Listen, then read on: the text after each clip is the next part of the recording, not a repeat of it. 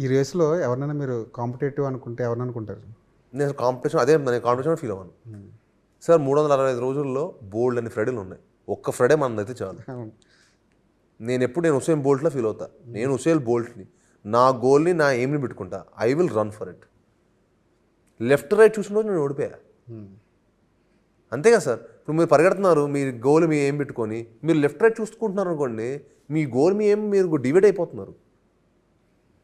కానీ సో ఎన్ని సినిమాలు వస్తే అంత మంచి సార్. క్వాలిటీ సినిమాలు రావాలి, మంచి సినిమాలు రావాలి. మీకు 300లో ఎన్ని ఫ్రైడేలు ఉంటాయి చెప్పండి.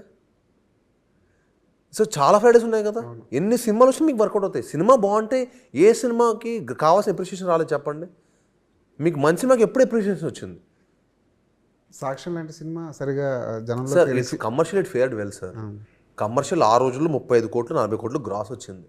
It is not a small number right. 17 crores 18 crores share వచ్చింది. ఇంకొంచెం బాగుంటే ఇంకా పెద్ద ఏంటంటే నా ప్రాబ్లం అయిపోతుందంటే మనది ఆ 50 దగ్గరే చూస్తున్నారు.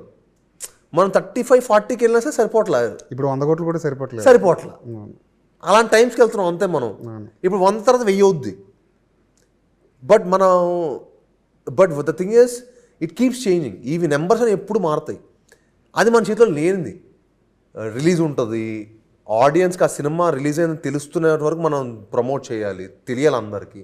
సో చాలా టాస్క్స్ ఉంటాయి. కానీ అండర్ రేటెడ్ సినిమాలు మీ కెరీర్లో కూడా ఉన్నాయనిపిస్తుందా? నా అయితే అన్ని నేను అండర్ రేటెడ్ అనిపిస్తాయి. అవునా? నాకైతే పర్సనల్ అనిపిస్తుంది కదా. ఇప్పుడు అల్లుడు సీన్ కానీ జయజానికి రాక్షసుడు ఓకే ఇట్ ఫేర్డ్ వెల్ సార్. మిగతా సినిమా అండర్ రేటెడ్ అంట. నేనైతే అండర్ రేటెడ్ అంట. అది మీరు కమర్షియల్ అనుకోవచ్చు, ఏముంటుంది కమర్షియల్ మాస్ యాక్షన్స్ మనం వచ్చేది. కానీ నాకు చాలా కొత్త టెంప్లే. ఆ టైంలో మీరు సీత లాంటి సినిమా యాక్సెప్ట్ చేయడం కూడా రిస్కీ. ఎగ్జాక్ట్లీ. సీత కావచ్చు, సాక్ష్యం అవ్వచ్చు, కవచం కూడా ఒక 1 day జరిగే థ్రిల్లర్ జోన్ ఇప్పటికి ఎవరు అటెంప్ట్ చేయాలి. 1 night జరిగే కథ, దానికి కమర్షియల్ ఎలిమెంట్స్ పెట్టా. కానీ కథగా చూసుకుంటే చాలా ఇంట్రెస్టింగ్ కథ అది. ఓకే, ఫ్యూచర్లో ఎలాంటి కథలు చేయాలని ఉంది? మీరు అన్నట్టు 30 సినిమాలా 300 సినిమాలా? 300 సినిమాలే.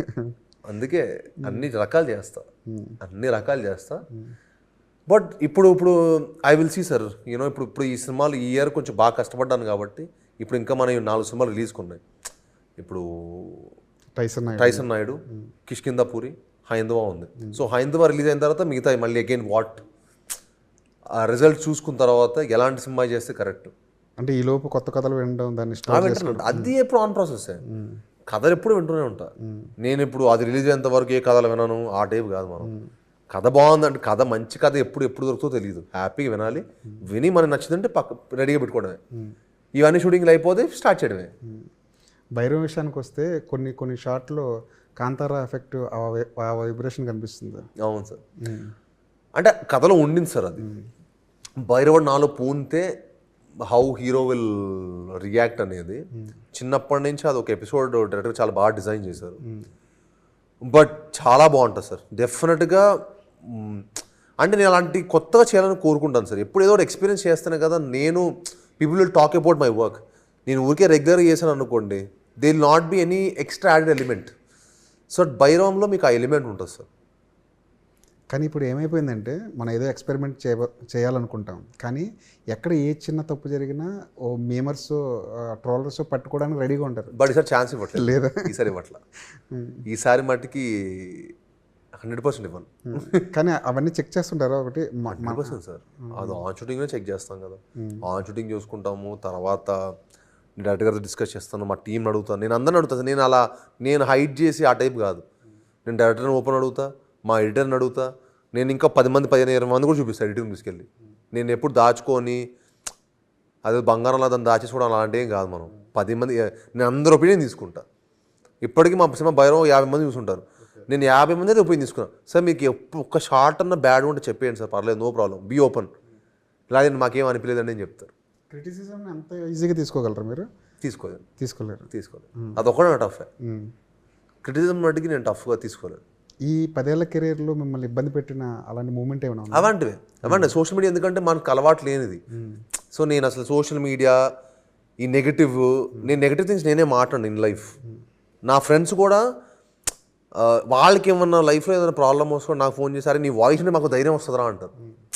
నీ వాయిస్ విన్నా నీతో మాట్లాడడం ధైర్యం వస్తుంటారు. అలాంటి ఫేస్లో నేను ఉన్నోడిని. సో ఈ నెగిటివ్ ఎనర్జీస్ అసలు నాకు ఇష్టం ఉండదు. బట్ అదే నన్ను సినిమా ఇండస్ట్రీకి వచ్చిన తర్వాత మోస్ట్ టఫెస్ట్ అదే. ఇప్పుడు ఎలా ఉంటుందంటే క్రిటిసిజం పక్కన పెట్టండి, ఏంటంటే మీ సినిమా వచ్చి చాలా రోజులు అయిందండి, ఎందుకు సినిమాలు రావట్లేదండి అంటాడు. అంటే ఏదో అవకాశాలు లేనట్టుగా మాడతాడు. ఉన్నారా బాబు, కానీ మంచి మమ్మల్ని ఎగ్జైట్ ఏం చేయట్లేదు, మంచి సినిమా చేయలేదు పిచ్చి సినిమా చేయడం ఎందుకు రా అన్నట్టుగా మనకి ఆన్సర్ ఇవ్వాలి. ఈ ఆన్సర్లు ఇచ్చి ఇచ్చి మనకి చిరాకు వస్తుంటుంది. మీకు అర్థమైందా? మీరు అన్నీ ఎందుకంటే యాక్షన్ సినిమాలు చేస్తారు, అందరూ మురికి కొడతారు ఎందుకండి అంటాడు.